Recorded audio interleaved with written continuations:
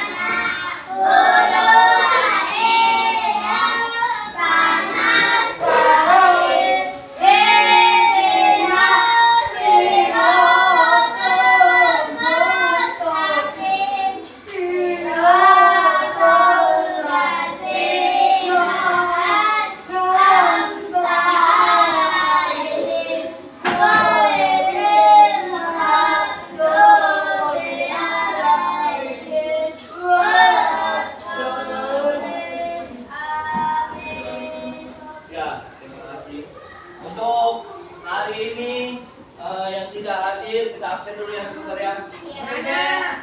Asli sakit. Kita absen dulu. Oke.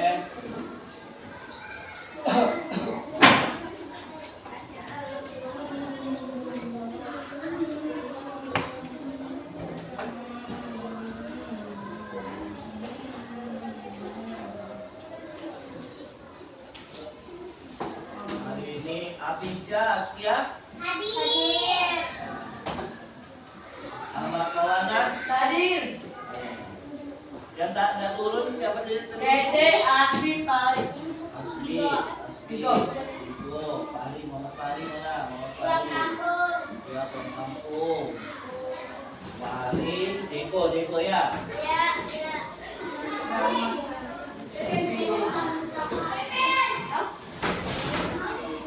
Terus lanjut.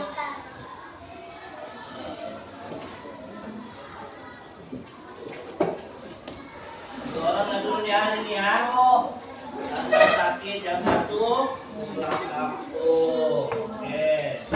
Kita lanjut ke materi kita. Ya.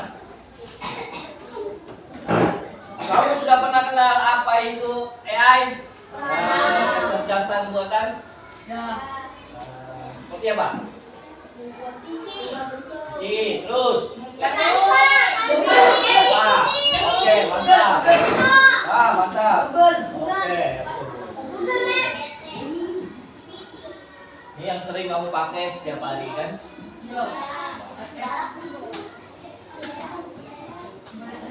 Menggunakan kecerdasan artifisial. Apa kamu sering pakai setiap hari di rumah? Kamu Ya. tahu menggunakannya? Ya. Nah, untuk hari ini kita akan mempelajari yang namanya pengertian kecerdasan AI, kecerdasan artifisial atau KA, dengan bahasa sederhana, ya kan? Terus tujuan kedua, menyebutkan manfaat. Nah ini manfaat kecerdasan artifisial, ya. Apa manfaatnya Cici? Yang kau bilang tadi? Menjawabkan. Apa manfaatnya? Pertanyaan kita yang mana? Terus manfaat apa? Apa lagi yang kamu sering pakai di rumah? Google. Ya Google. Google itu Google Assistant. Nah, Google itu manfaatnya apa, Bin? Untuk Google. Aplikasi. Untuk mencari untuk mencari apa? Mencari Gambaran. ya gambaran-gambaran yang kita tidak tahu. ChatGPT, Pak. Terus ChatGPT fungsinya apa? Untuk apa? Ayo fungsinya. Hah? Suno untuk apa? Membuat Musik. musik. Itu. Terus tujuan kita kedua mempelajari ini hari ini memberikan 3 contoh penerapan KA di kehidupan kita sehari-hari, seperti di dunia hiburan, transportasi. Di transportasi pernah lihat? Seperti apa? Mobil tanpa supir. Mobil dari awak nih, mobilnya nyetir sendiri. Terus apa lagi di dunia kesehatan? Pernah lihat di dunia kesehatan? Orang memakai kecerdasan artifisial.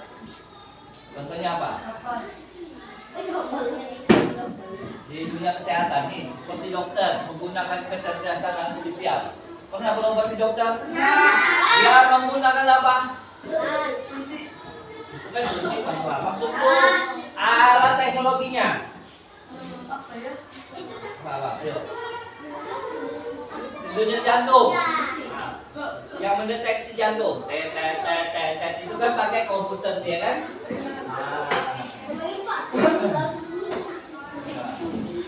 Oke, itu tujuan kita ada 3 tadi, menjelaskan pengertian KA, terus menyebutkan manfaatkan, terus memberikan penerapan contoh-contoh penerapan KA yang ada di kehidupan kita sehari-hari, di lingkungan pendidikan, kesehatan, di lingkungan sekolah, di lingkungan rumah, ya seperti itu. Oke, sebelum kita masuk ke intinya, kita ice breaking dulu sebentar ya. Kita lainnya nih, tanda-tanda jalur pacu, ice breaking.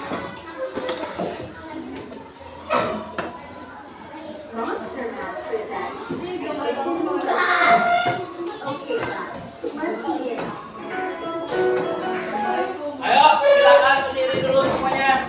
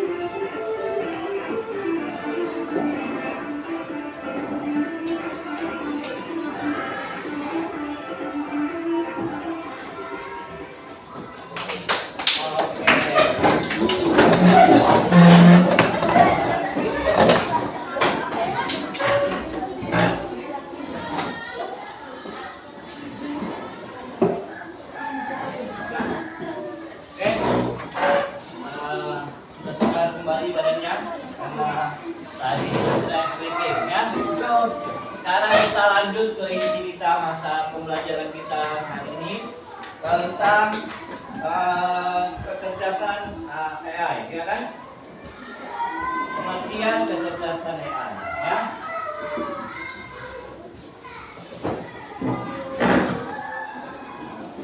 Seperti yang tadi Bapak sampaikan, kamu pernah dengar ini, ya, seperti ini ya. Coba lihat dulu.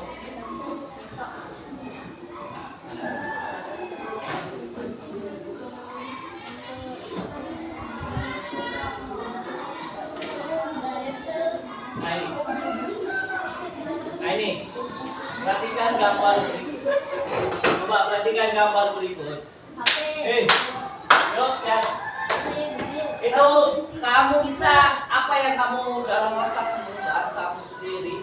Ya. Coba nanti dulu. Ini maksud gambarnya. Coba perhatikan. Satu ada mobil, dua ada handphone, tiga ada. Nah, sekarang apa yang ada dalam otakmu?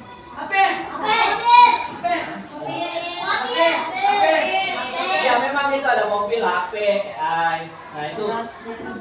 Sekarang apa yang kamu bisa gambarkan dari gambar bahasa musik? Ini tentang apa? Bisa kamu jelaskan? Ini apa? Barang yang berteknologi. Terus apa lagi? Ini. Apa lagi barang yang berteknologi? Apa lagi? Ayo, ada lagi yang lainnya. Yuk. Nih, coba lihat perhatikan gambar ini. Barang berteknologi pintar. Oke, bisa. Sekarang ada lagi? Nggak ada? Ayo, perhatikan gambarnya. Perhatikan gambar. Di situ ada gambar. Kamu jelaskan apa maksud dari gambar ini. Yuk, apa? Ajar apa? AP, ya memang ada AP. Apa maksudnya itu?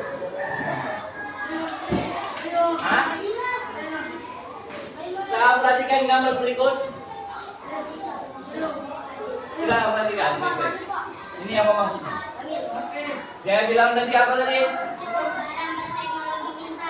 Barang berteknologi pintar. Oke, masuk. Ada lagi bahasa lain yang kamu ketahui? Bisa kamu jelaskan?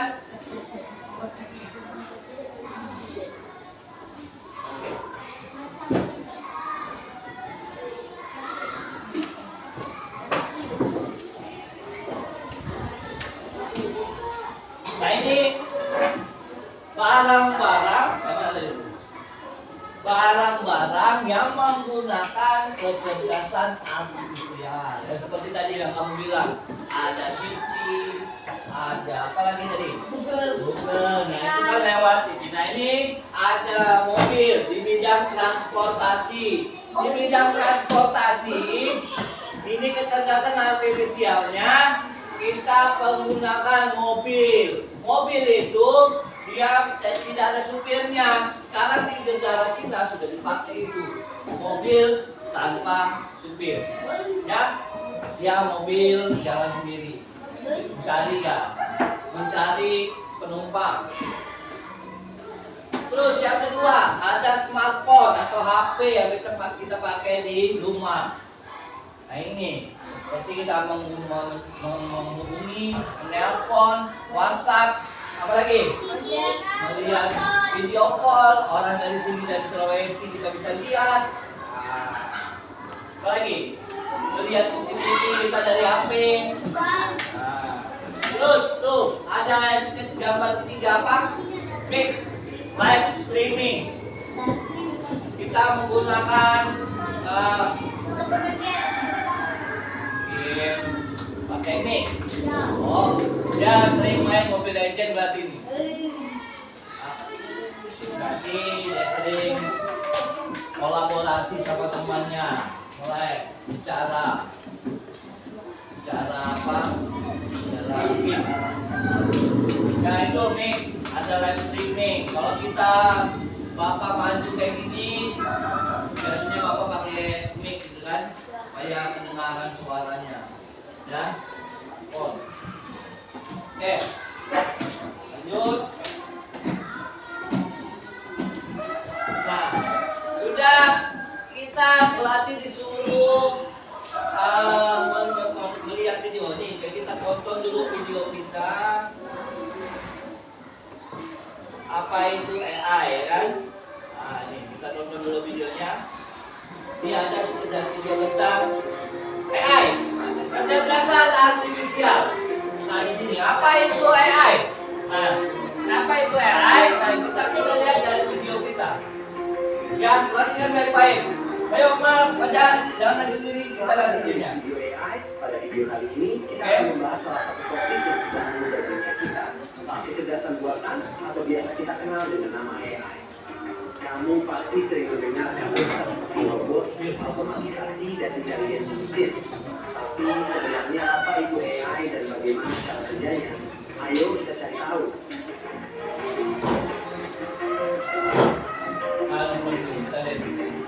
Secara sederhana, kecerdasan buatan adalah teknologi yang memungkinkan mesin atau komputer untuk berpikir dan belajar seperti manusia. Dalam beberapa dekade terakhir, AI telah berkembang pesat, mulai dari alat yang membantu pekerjaan sehari-hari, hingga mesin yang dapat membuat keputusan secara otomatis. AI bekerja dengan cara memproses data dalam jumlah besar untuk menemukan pola dan membuat prediksi. Misalnya, aplikasi pemetaan seperti Google Maps menggunakan AI untuk memprediksi waktu perjalanan berdasarkan data, lalu lintas yang terus berubah. Namun, perjalanan AI tidak dimulai kemarin. Sejarahnya sudah dimulai sejak tahun 1950. Nah, pada saat itu, ilmuwan pertama kali membayangkan kemungkinan mesin yang dapat berpikir. Tapi baru pada tahun 2010, dengan munculnya kemampuan komputasi yang lebih kuat dan data yang lebih besar, AI mulai berkembang pesat. Ada berbagai jenis AI, mulai dari AI sempit atau narrow AI, hingga AI umum atau general AI. Narrow AI adalah jenis AI yang kita temui sehari-hari, seperti Siri, Google Assistant, atau bahkan rekomendasi YouTube.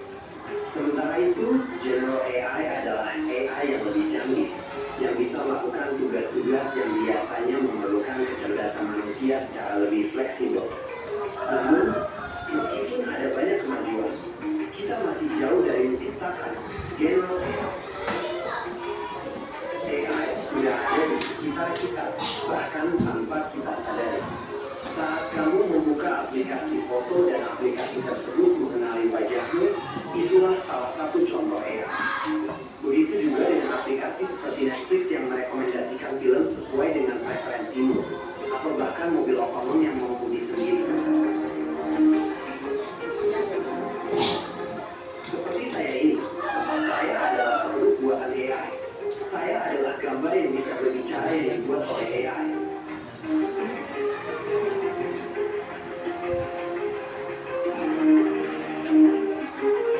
Namun, ada juga tantangan besar yang harus kita hadapi seiring dengan berkembangnya AI.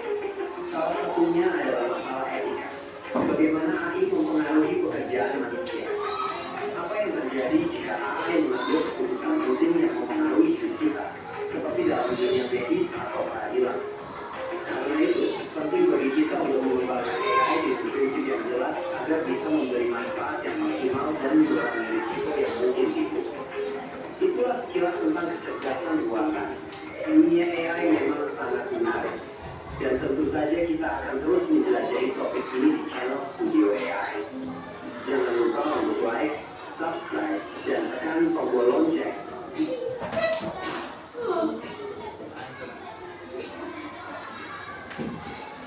Pak, kita ulang lagi videonya sekali lagi.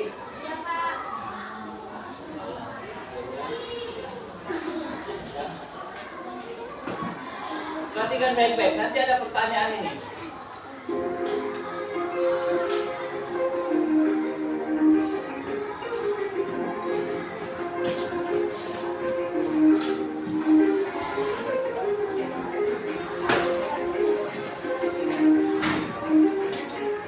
Selamat datang di Studio AI. Pada video kali ini, kita akan membahas salah satu topik yang sedang mengubah dunia kita, kecerdasan buatan atau biasa kita kenal dengan nama AI. Kamu pasti sering mendengar kata-kata seperti robot, otomatisasi, dan intelijensi mesin. Tapi sebenarnya apa itu AI dan bagaimana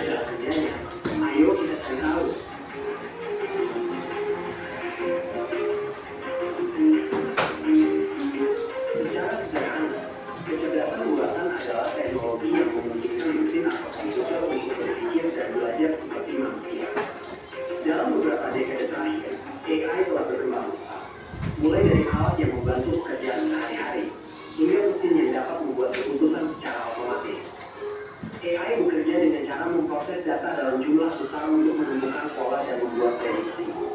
Misalnya, aplikasi pemetaan seperti Google Maps menggunakan AI untuk memprediksi waktu perjalanan berdasarkan data lalu lintas yang terus berubah. Namun, perjalanan AI tidak dimulai kemarin. Sejarahnya sudah dimulai sejak tahun 1950. Pada saat itu, ilmuwan pertama kali membayangkan kemungkinan mesin yang dapat berpikir. Tapi baru pada tahun 2010, dengan munculnya kemampuan komputasi yang lebih kuat dan data yang lebih besar, AI mulai berkembang pesat. Ada berbagai jenis AI, mulai dari AI sempit atau narrow AI, hingga AI umum atau general AI. Narrow AI adalah jenis AI yang kita temui sehari-hari, seperti Siri, Google Assistant, atau bahkan rekomendasi YouTube. Sementara itu, general AI adalah AI yang lebih canggih, yang bisa melakukan tugas-tugas yang biasanya memerlukan kecerdasan manusia secara lebih fleksibel. Namun, meskipun ada banyak kemajuan, kita masih jauh dari menciptakan general AI. AI sudah ada di sekitar kita, bahkan tanpa kita sadari. Saat kamu membuka aplikasi foto dan aplikasi tersebut mengenali wajahmu, itulah salah satu contoh AI. Begitu juga dengan aplikasi seperti Netflix yang merekomendasikan film sesuai dengan preferensimu, atau bahkan mobil otonom yang mengemudi sendiri. Seperti saya adalah produk buatan AI. Saya adalah gambar yang bisa berbicara yang dibuat oleh AI.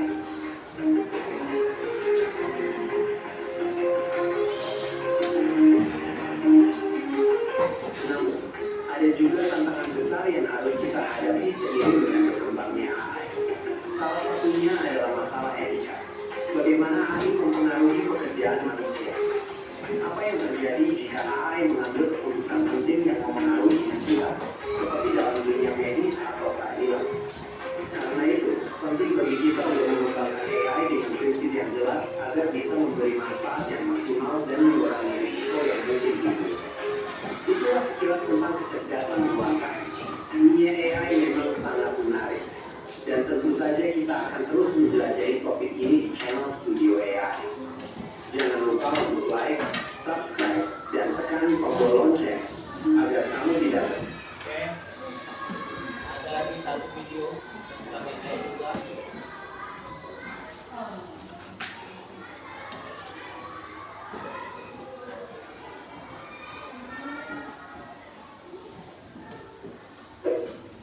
What's that?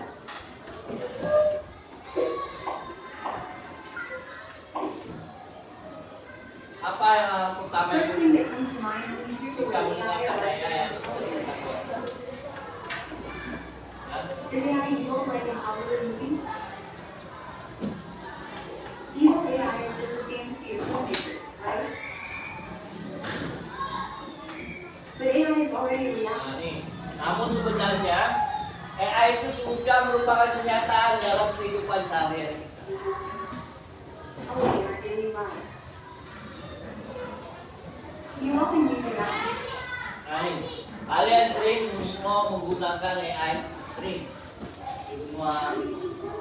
Nah, When you open your phone, the fingerprint space unlock feature uses AI to detect your fingerprint or face more quickly. nah, ini contohnya ini. Ketika buka handphone, ya contohnya ini ya. Perhatikan.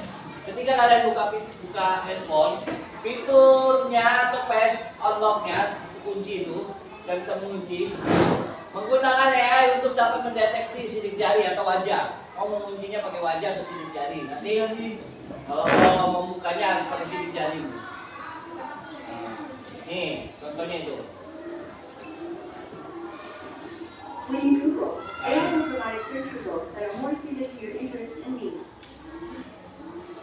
Ketika googling juga, ya, adanya yang akan memberikan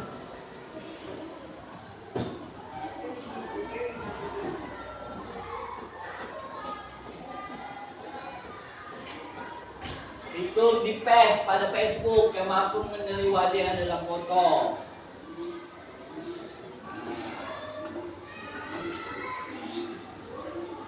Fitur foto nih, kalian biasa nonton live atau konten-konten di IG, TikTok, ya.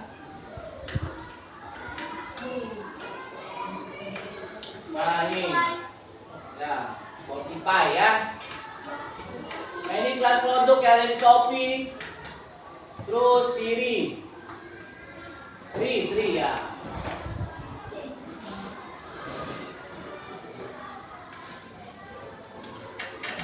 Terus data, database, import. Ini Google Map. Kalau kalian jalan atau alamat, lihat Google Map. Sherlock, bahasa Inggris kan? Ah ini Crab. S2. Berapa nih? Ah, game bola tadi tuh.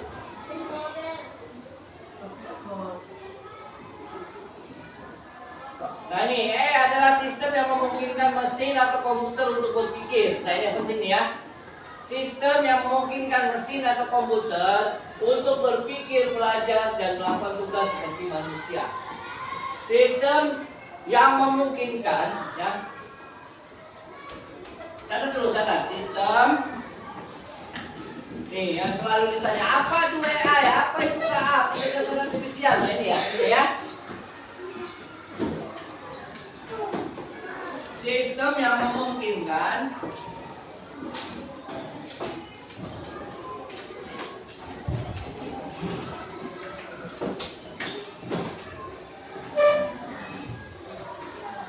komputer untuk berpikir, ya,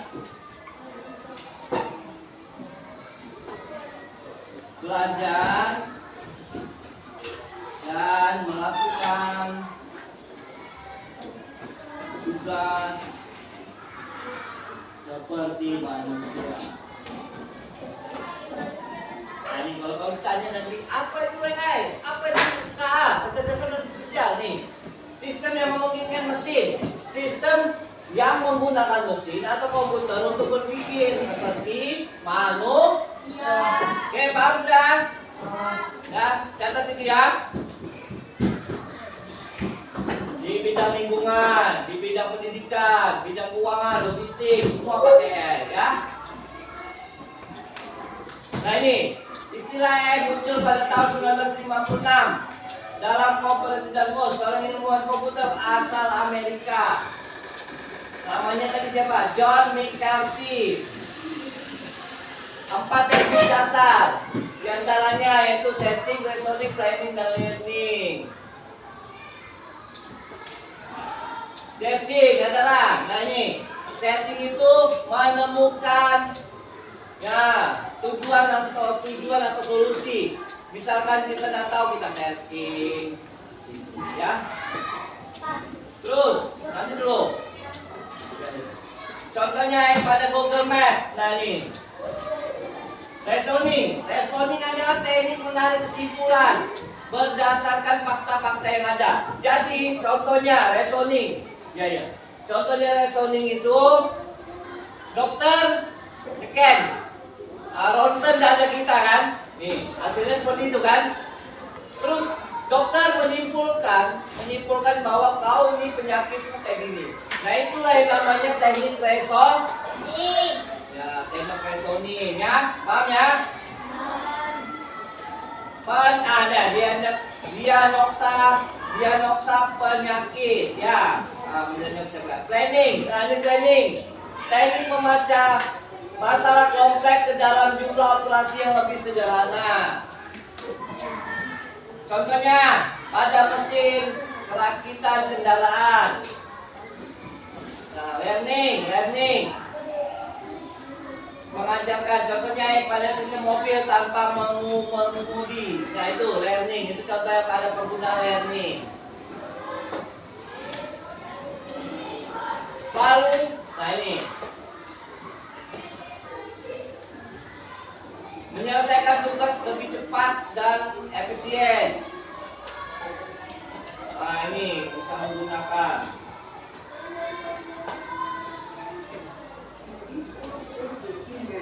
which is usually called by the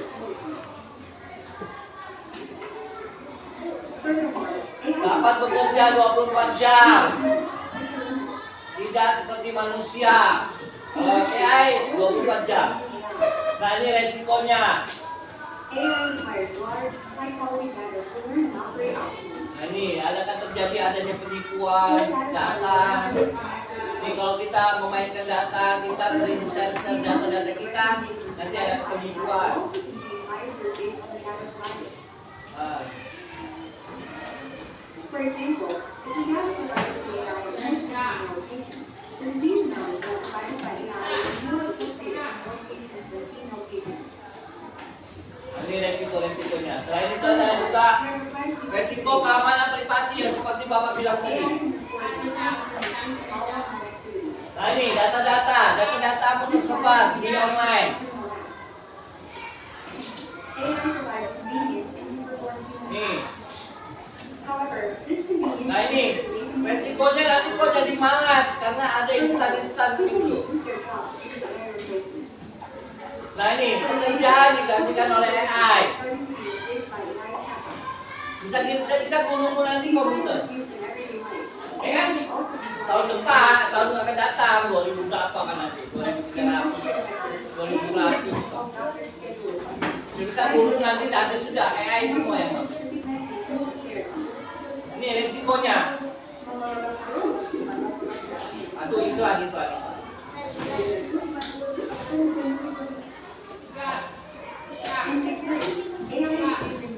Nah, dalam bidang keamanan. Nah, ini CCTV.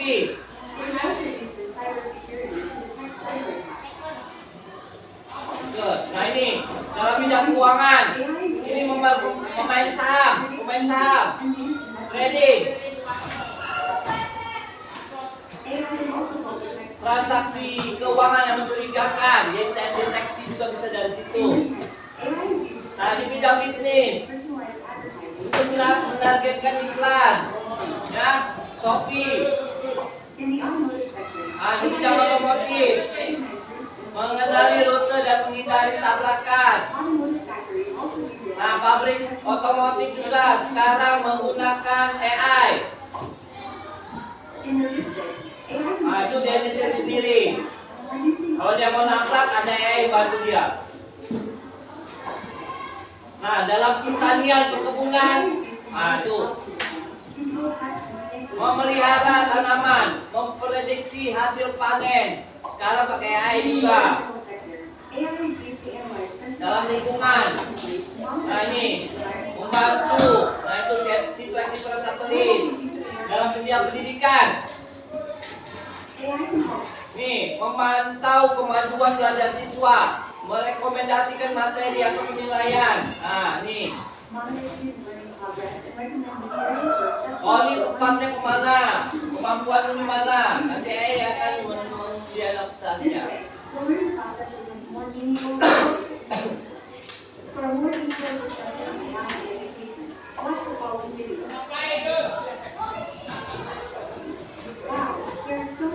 Banyak ya manfaatnya ya. Begitupun dengan resiko-resikonya banyak juga. Jadi hati-hati menggunakan AI ini, ya. Ah, ini teknologi apa yang sudah pernah kalian gunakan? Pernah kalian yang seperti tadi Cici apa semua GPT ya kan? Ah, mengembangkan AI seperti apa?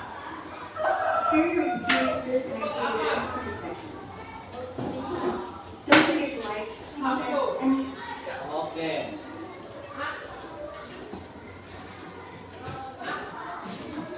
Nih, mengenai pakai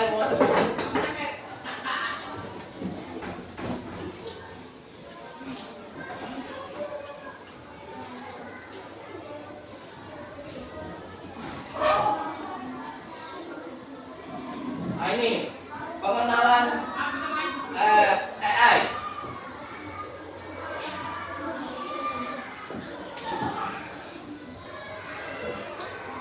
Nah, ini sejarahnya.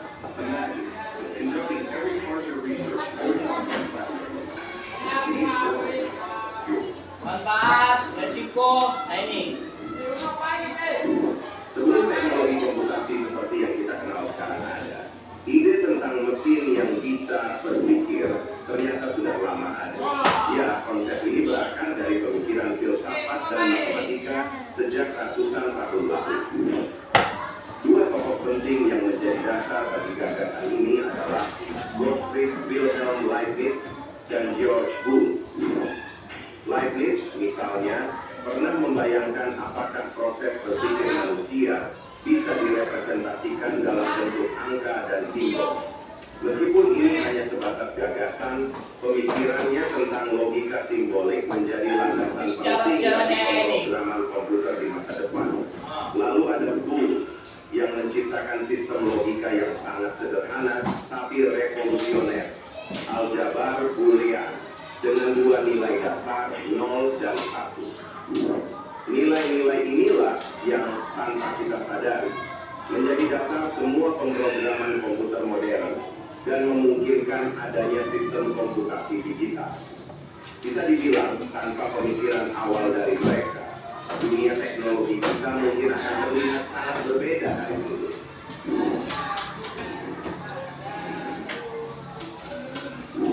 Di era 1950, mulai muncul secercah harapan bahwa gagasan mesin cerdas ini bisa diwujudkan dengan teknologi yang lain. Tokoh utama pada masa ini adalah Alan Turing, yang namanya pasti tidak asing lagi di dunia komputasi. Turing memperkenalkan konsep yang disebut Turing test. Singkatnya, ini adalah uji coba untuk menilai apakah sebuah mesin bisa meniru cara berpikir manusia. Kalau sebuah mesin bisa melewati tes ini, artinya ia cukup pintar untuk dianggap berpikir. Dan jangan lupa, Turing juga terlibat dalam pemecahan kode Enigma selama Perang Dunia Kedua yang membuktikan betapa kuatnya konsep logika komputasi. Sementara itu, ada juga Lord Shannon yang dikenal sebagai bapak teori informasi. Shannon menunjukkan bahwa komputer bisa diprogram untuk melakukan operasi logika sederhana. Contoh yang menarik adalah ketika ia menerapkan teori ini dalam permainan catur yang menjadi tantangan intelektual pertama. Bayangkan, di saat komputer masih sangat dasar, sudah ada upaya untuk membuatnya bermain catur. Disinilah optimisme terhadap AI mulai tumbuh. Tahun 1956 bisa dibilang sebagai tahun kelahiran resmi kecerdasan buatan. Diadakanlah konferensi Dartmouth, sebuah pertemuan yang kemudian menjadi sangat legendaris di kalangan ilmuwan komputer. Dalam konferensi ini, John McCarthy memperkenalkan istilah artificial intelligence dan optimisme mulai meroket. Para ilmuwan pada saat itu berpikir, hey, mungkin saja dalam beberapa tahun lagi kita bisa membuat mesin yang secanggih otak manusia. McCarthy bahkan mengembangkan bahasa pemrograman khusus untuk AI bernama Elixir, yang akhirnya menjadi standar penelitian AI selama beberapa dekade. Konferensi Dartmouth ini sangat penting, karena dari sinilah dimulai berbagai proses ambisius untuk membuat sistem yang bisa memahami bahasa manusia, membuktikan teorema matematika, dan banyak lagi. Optimisme mereka mungkin sedikit berlebihan, tapi tanpa mimpi besar ini, kita mungkin tidak akan mencapai kemajuan AI seperti sekarang.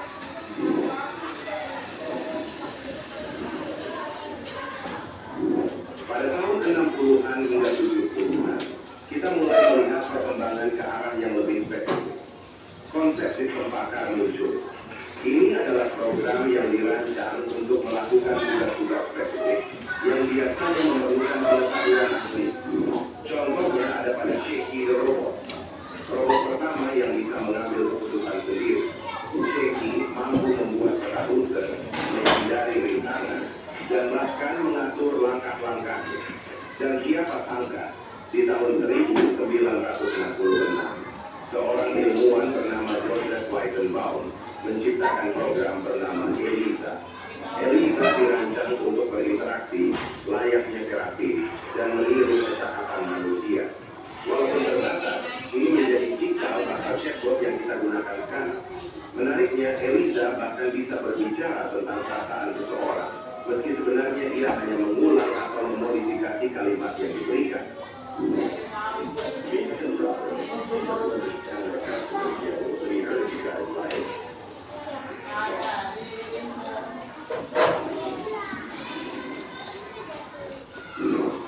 sempat menjanjikan, perjalanan ini ternyata mengalami hambatan besar pada akhir 1970-an hingga 1980-an.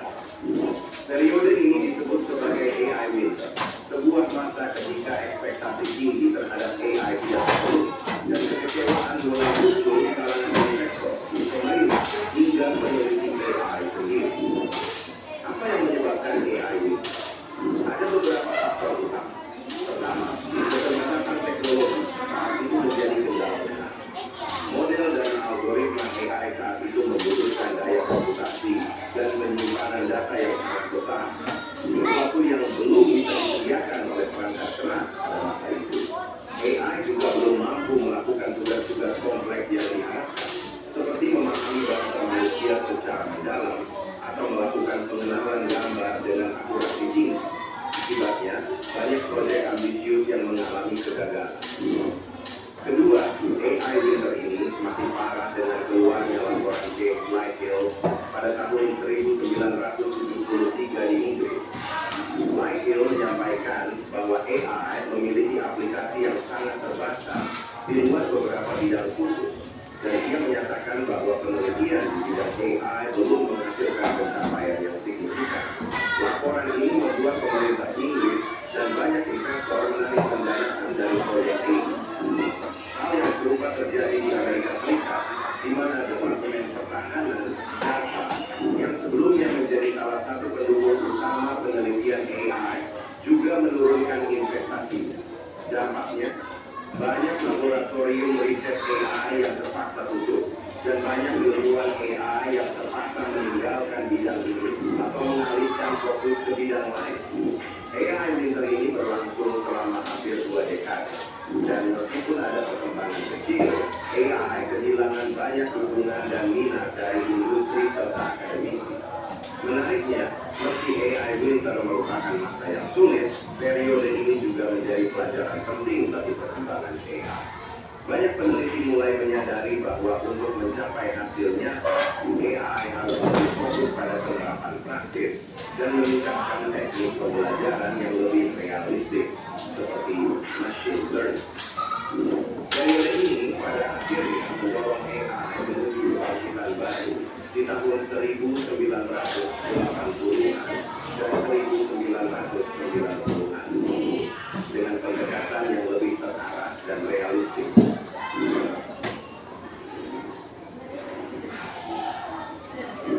AI kembali bangkit di tahun 80-an dengan pendekatan yang berbeda, yaitu machine learning. Bukannya hanya meniru manusia, ilmuwan mulai mengembangkan cara agar mesin bisa belajar dari data yang diberikan. Sistem pakar mulai digunakan di berbagai industri, seperti dalam bidang medis, untuk membantu diagnosa, perbaikan, dan teknik. Contohnya, program bernama Exxon yang membantu merancang sistem komputer secara otomatis. Algoritma backpropagation yang diperkenalkan oleh Geoffrey Hinton juga memberi jalan bagi jaringan saraf untuk belajar dari data. Tokoh-tokoh seperti Joshua Bengio dan Jan LeCun ikut mengembangkan metode-metode yang memungkinkan pengenalan gambar, pengenalan pola, dan banyak lagi. Dengan metode ini, AI semakin berkembang dan mulai berfungsi dalam kehidupan nyata. Hello, what's your name? My name is Laura. My name is Laura. Yes. Hello, where are you from? Di dekade terakhir ini, kemajuan di bidang big data dan deep learning benar-benar mengubah permainan. Banyak perusahaan besar seperti Google, Microsoft, dan Amazon berinvestasi besar-besaran untuk mengembangkan AI. Kenapa bisa? Karena teknologi seperti deep learning memungkinkan AI untuk belajar dari data dalam skala besar dengan hasil yang sangat akurat. Disinilah lahir produk-produk AI yang akrab dengan kita seperti Siri, Alexa, dan Google Assistant. Teknologi Natural Language Processing atau NLP memungkinkan mesin untuk berinteraksi dengan kita menggunakan bahasa alami. Bahkan dengan adanya OpenAI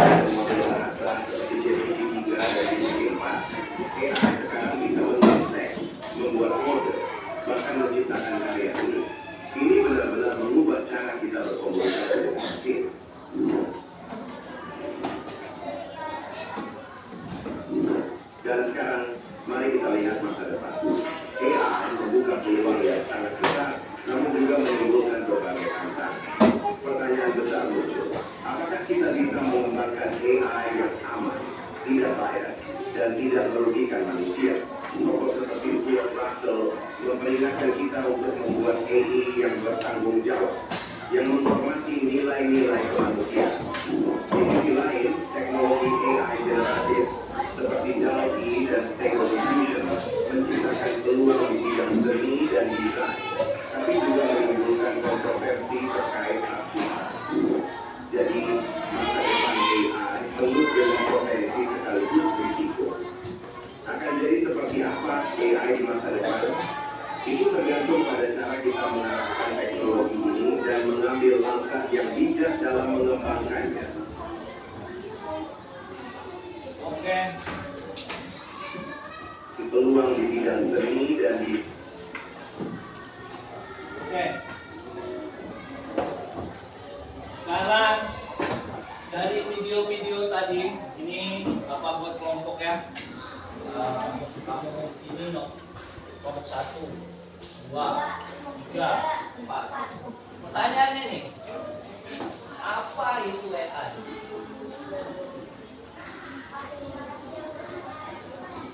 Apa yang dimaksud, ya gitu kan? Yang dimaksud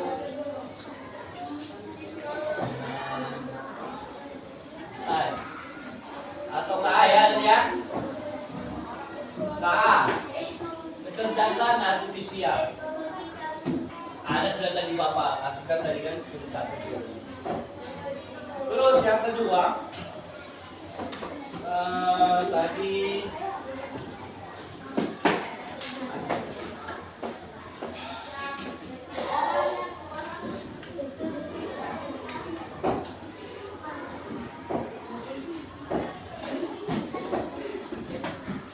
contoh-contoh AI.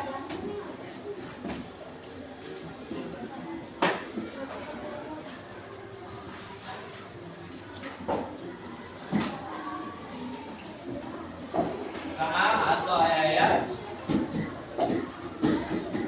KA itu kecerdasan artifisial ya. Nomor 3 tadi sudah contoh-contohnya. Tadi kan sudah dipelajari kan? Teknik dasar apa tuh ya? Sebutkan satu contoh, salah satu aja.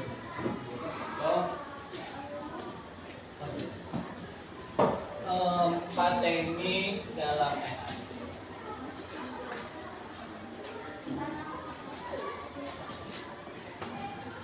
Dasar AI. 4. Resiko. Jelas, sebutkan resiko. Sebutkan salah satu saja. Contoh resiko penggunaannya. Ada tadi kan?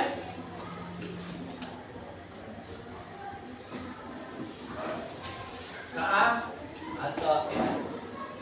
Yuk, silakan dikerjakan 4 soal saja.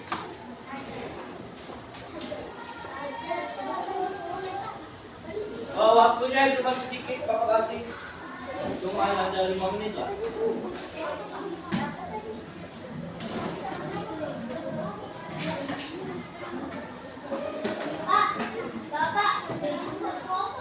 Ya, satu buku satu kelompok. Satu kelompok 1, 2, 3, 4. Ya. Silakan dikerjakan.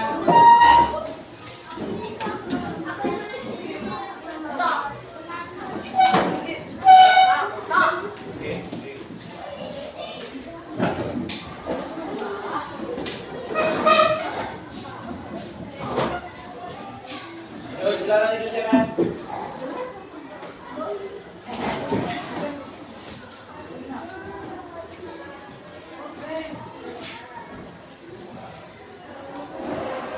Tempat kerjanya ini ya. Kerjanya.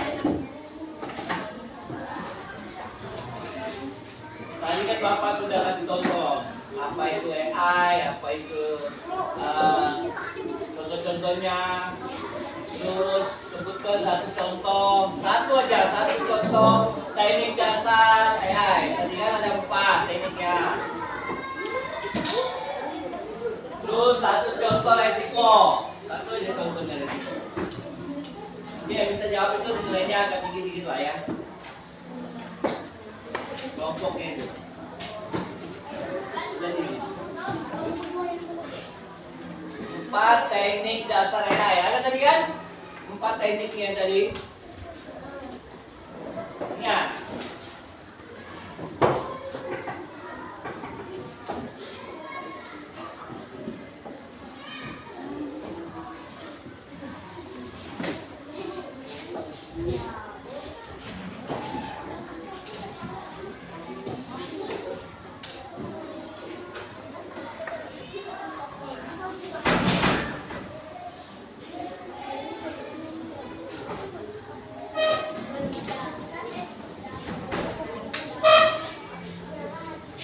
Tinggal 4 menit. Yuk.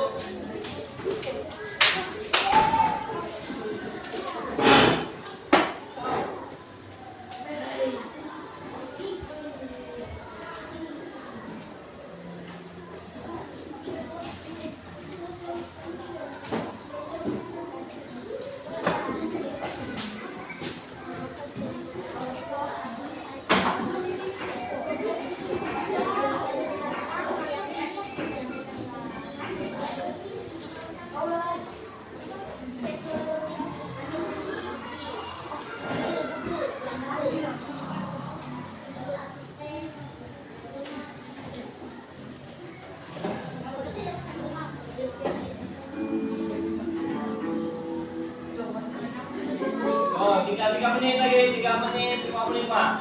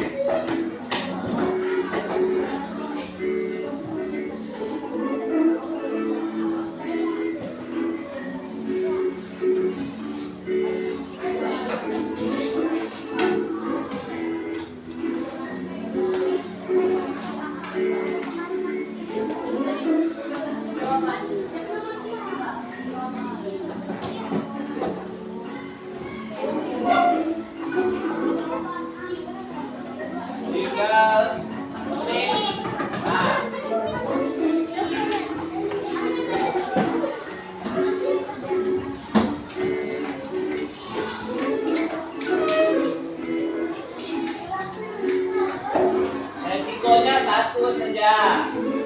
Contohnya teknik dasar satu aja. Contoh-contoh AI area ya. Contoh-contoh dalam kehidupan sehari-hari satu aja maksudnya.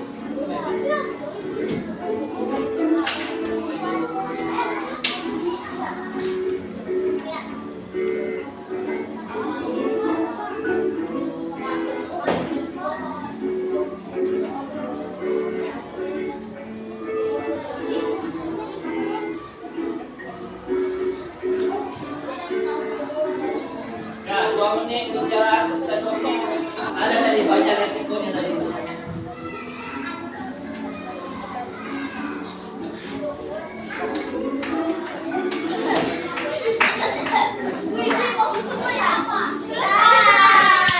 Ya, selesai lihat dulu, biarkan kelompok yang lain.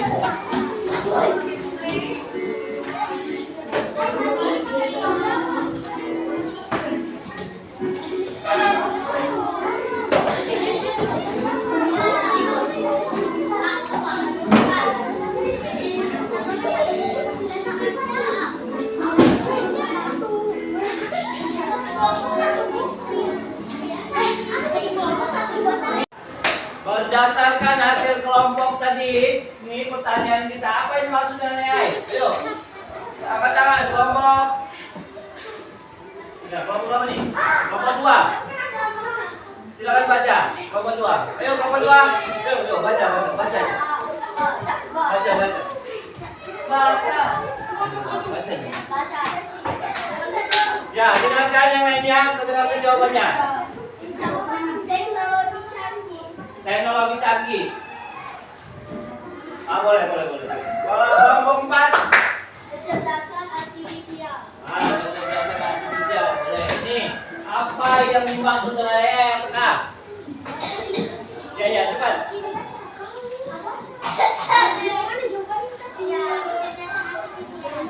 Ini kelompok 3.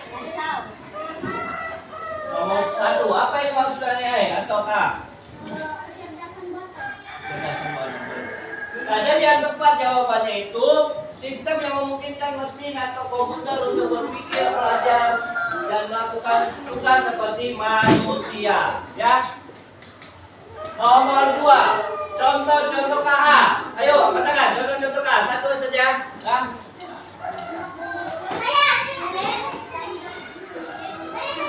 Oke, betul. Berikan tepuk tangannya. Nomor 1. Teknik dasarnya satu saja. Itu dalam ini. Ini 4 teknik dasarnya ini. Nah ini searching, reasoning, planning, dan learning. Satu saja yang Bapak Paul sebut tadi seperti searching. Searching itu pada Google Map kita mencari alamat. Paham ya? Oke, terakhir. Pertanyaan terakhir. Sebutkan satu contoh resikonya. Resiko, udah deh. Ayo, kamu juga. Ya. Oke. Tersebar. Privasi. Apa tadi? Privasi. Privasi data. Resiko kita itu ya. Oke, tepat sekali jawabannya. Berikan tepuk. Oke, kita sampai di penutup acara. Ya, sebelum Bapak tutup acara, Bapak mau menjelaskan. Jadi, AI itu adalah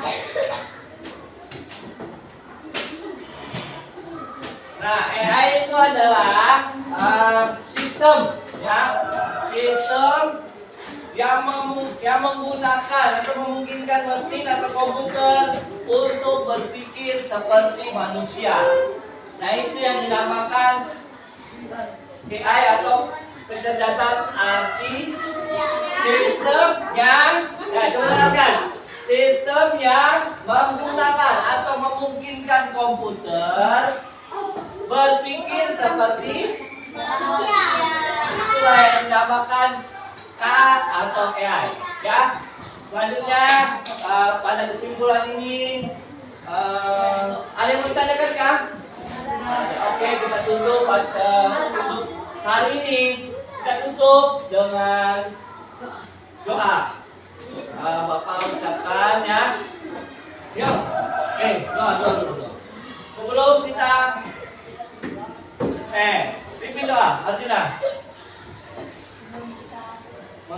Selesai